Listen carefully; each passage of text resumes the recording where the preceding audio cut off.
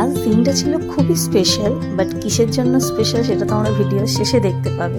তো চলো ভিডিওটা শুরু করা যাক। এই যে ম্যাডামকে দেখছো, এনাকে নিয়ে আমি চলে গেছিলাম একটা রেস্টুরেন্টে।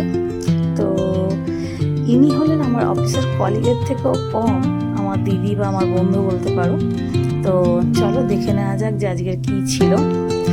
হ্যাঁ, ঠিকই ধরেছো, আজ হচ্ছে এনার হ্যাপি বার্থডে ছিল। তো আমরা চলে গিয়েছিলাম একটু সেলিব্রেট করব বলে।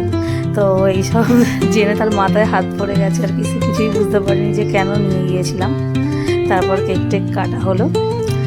এরপর যখন কেকের পিসটা তার মুখের সামনে ধরা হয়েছে, সে মানে হাঁপিয়ে যাচ্ছে দেখে, কারণ সে খাওয়া দাওয়া করতে খুবই অক্ষম আর কি, খুব অল্পই খেতে পারে সে।